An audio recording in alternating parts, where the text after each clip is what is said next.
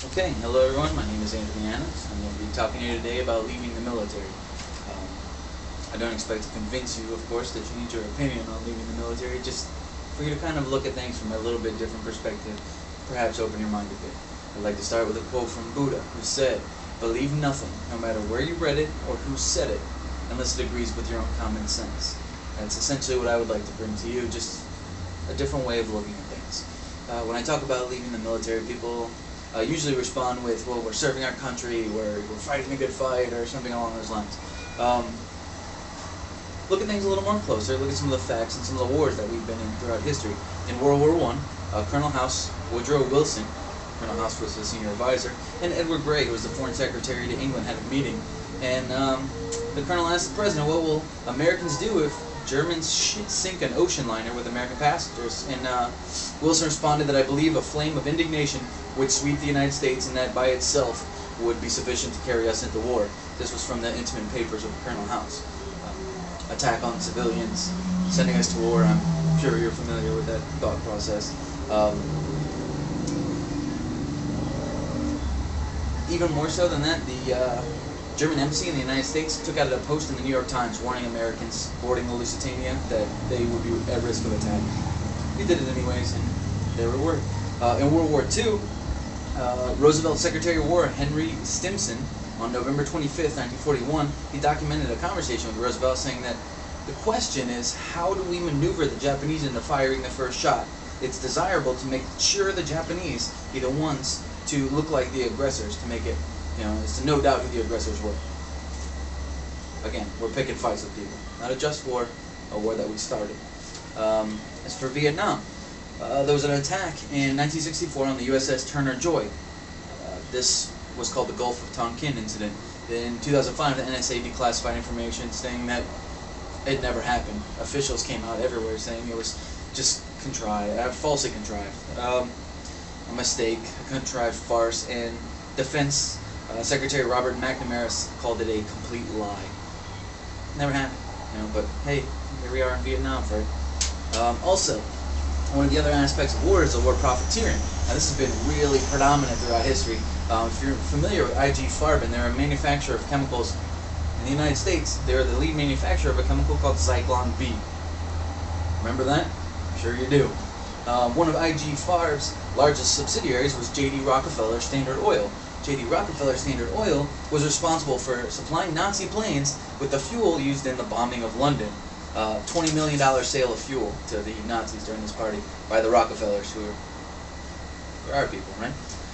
Oh, where else? The Union Banking Corporation. I'm not sure if you have heard of these guys or not, but the Union Banking Corporation was actually closed down for laundering money for Nazis. It financed different aspects of Hitler's rise to power, and as well as money laundering, supplying fuel, parts, things of that nature. It was closed down for violations of the Trading with the Enemy Act. Do you know who the director and president of Union Banking Corporation was? That was Prescott Bush. Made his fortune laundering Nazi money, and used that to get his son, George Bush Sr., into power, who got his grandson, George Bush Jr., into power. One of the other things people talk about when they talk about staying in the military is that the Army takes care of you. You have benefits, and the Army is looking out for you, things of that nature. From a personal standpoint, yeah, right. I can tell you personally, when I was in Kuwait in 2003, we were provided vehicles that didn't have any armor or protection. So we went through boneyards in Kuwait, taking disabled vehicles, pulling pieces off, and welding them to the side of our Humvees. This is what we used for protection in a war zone. Army really didn't take care of us in that sense. Also, there was a point in 2004 where we were forced to ration bottles of water because we weren't given enough supplies. We had 2 bottles of water per day. Again, personal experience, doesn't sound like taking care of people to me.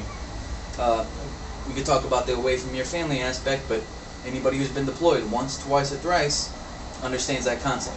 Myself personally, I've been away from my wife for about half of our lives together. So, it adds a strain, of course.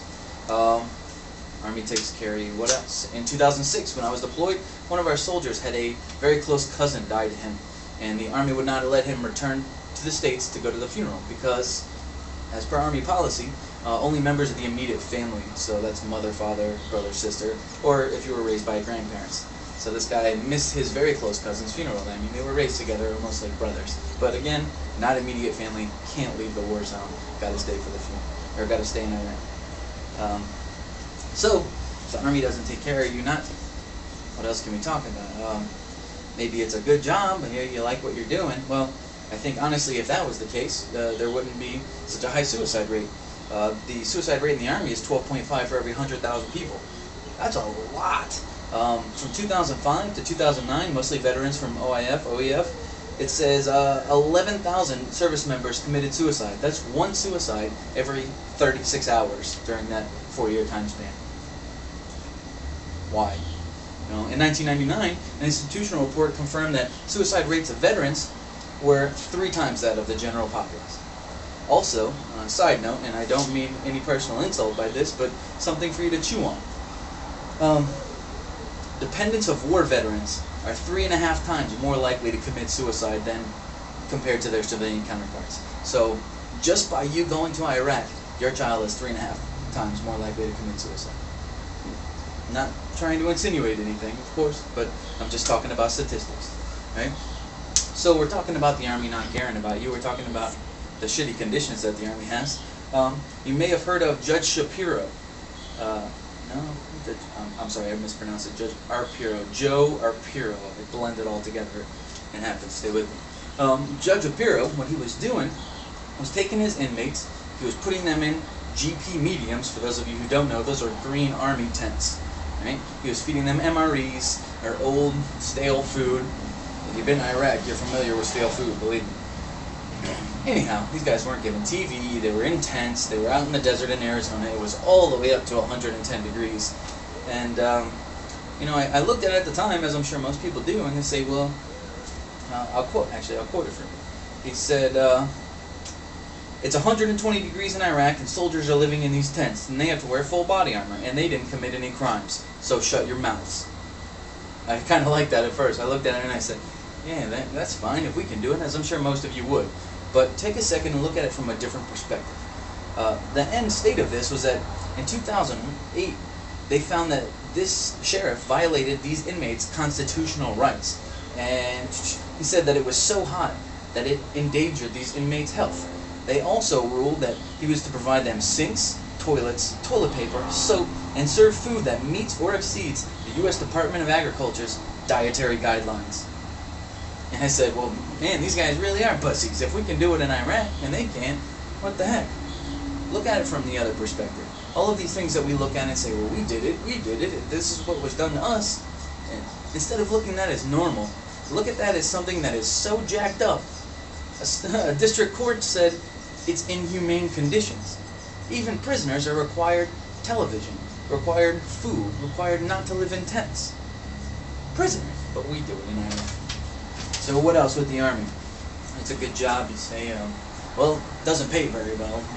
I guess we know that. We talked about some other things, and I got to touch on the pay. So the FIRNA, the Federal Investor Education Foundation, these guys did a survey in 2009. They found that 58% of all military soldiers surveyed said they found it very difficult to cover their bills.